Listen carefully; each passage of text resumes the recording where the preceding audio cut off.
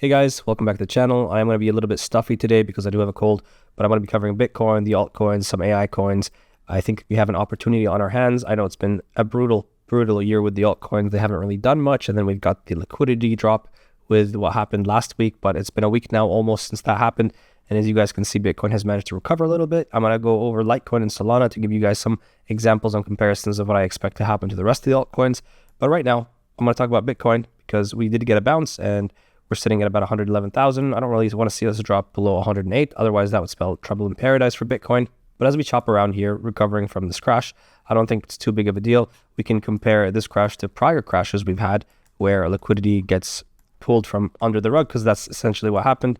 The market makers pulled liquidity, which is why we had that crisis. But we really haven't had that kind of situation before. But the only time we've had a similar situation was back in March of 2020. And if you guys take a look here, March of 2020 resulted in about a 62% drop. Now, this didn't happen to Bitcoin at this point because it had more liquidity than the altcoins did. But this is the closest thing I can compare it to. So yes, we had this crash, and then what happened slowly, surely, after about, let's call it 50 days, 2 months that the market recovered. Do I think it's going to take 2 months to recover now? It could.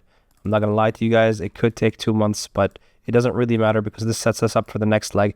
Because as you guys can see, what happened after the crash, we had a parabolic move towards the upside. So maybe that's what we're setting up here for. The market makers took out a lot of players in the space, and max pain would be to the upside at this point. Now, here's a structure I want to show you guys about how we got to the lows and then bounced up, and now we're trading towards the downside of 111,000. Solana managed to copy Bitcoin with this price action. You guys can see went to the lows, traded towards the highs. Now, I bought some Solana here, cashed out here. This was for a trade. So I did a short-term trade of buying low, selling high. Now I'm currently shorting it and targeting about 186. And hopefully from there, we managed to break out this trend line to move higher. Some coins are set up like this, but they haven't made the move yet. Doesn't mean they're not going to make them. For example, Litecoin, we have a similar setup of the drop. And Litecoin, currently, I'm expecting it to maybe take out these lows, and then we can target that $117 target. Now, this would be a simple trade for me. I would simply take a long here and say that's a pretty nice risk to reward right there. Your entry about 93, and you call that a nice stop loss of about 11%, and you've got a nice target up there for about a 2-hour trade. Now, I'm not really going to go into the nitty-gritty of trading here because that's a whole topic I could talk about, but these are just examples of moves I'm expecting to take place because it's already happened on Bitcoin, it's already happened on Solana. I think it's already happened on Ethereum as well. If we just go to Ethereum, we can see that Ethereum did the same move, and there's other coins set up like this. Let's just look at Pendle, a random altcoin.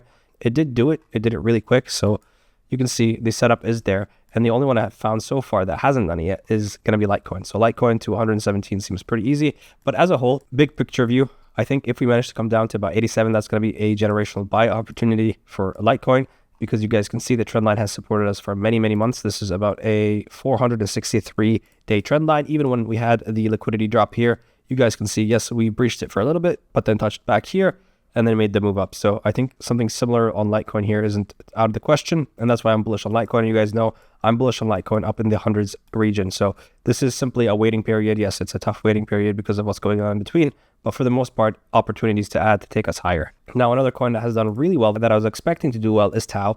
And I had this area marked off at about 254, and we managed to actually get it. The only problem is we got it in the most chaotic way possible, where it wasn't reasonable for me to add on this dip. And well, I missed it, so I didn't get into the Tau trade. So if I'm looking to get into Tau now, it would simply have to be down in this region, about, call it 330, 340, and I'll be happy to grab some Tau. That'll be a nice dip. As you guys can see, the last time we tried to break out, we failed, and this was a pretty fast move. So I would expect us a dip to about 320 to 330, and that'll be a value add for Tau, because I think Tau is going to take all-time highs out, which is about $750, and aim for at least that psychological $1,000 resistance. So that'll be a nice 200% trade there. And on top of that, if you guys don't know, Tau has its own ecosystem for trading, and you guys can look at these subnets that you can invest in. And these subnets are essentially businesses. The only thing is they have extremely high inflation. I mean, if you just click on, let's call it Shoots, you guys can take a look here. Only 14% of the supply is actually circulating, and the miners are constantly selling these tokens. So this is the only drawback of investing in something like these subnets at a very early stage. However, there is an asymmetric bet. If the market tends to favor one subnet over the other, it can gain in appreciation quite a lot. I'm going to give you an example. If we go simply to Score, which is, I think, number 14. No, it's number 15 right there. If you guys look at score here, yes, we have 14% circulating, but look at the move it pulled off, about a 500% move from the bottom. And a lot of coins are sitting around this area right now. So it just matters about what the market will pick up, because right now there's a ton of subnets, but they're all kind of just dying. If you look at Templar, I have no idea what this coin is, but you guys can see on a daily or the 7-day, it's just simply bleeding right now back to its starting point.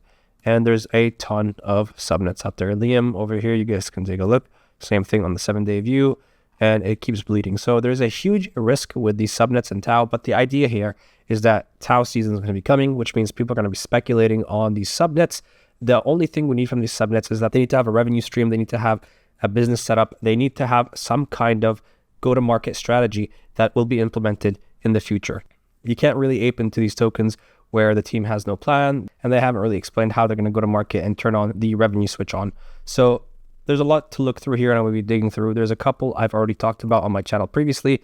One is Bitmind. Bitmind is bleeding right now, but they have a go-to-market strategy. And I do think they turned on their revenue switch recently, but they are dying currently.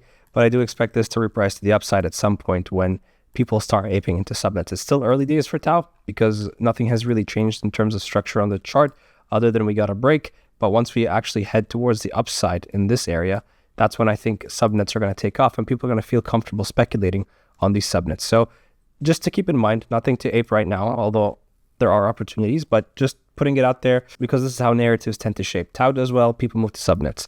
So looking at AI tool right now, it looks really ugly with the drop down here. It's kind of messed up the chart right now, but we're just going to cancel out this anomaly right here because that's exactly what it was. It was an anomaly. All the market makers pulled the liquidity, which means there was no support for liquidations down here. So we're going to have to cut this off unless we break below down this area again.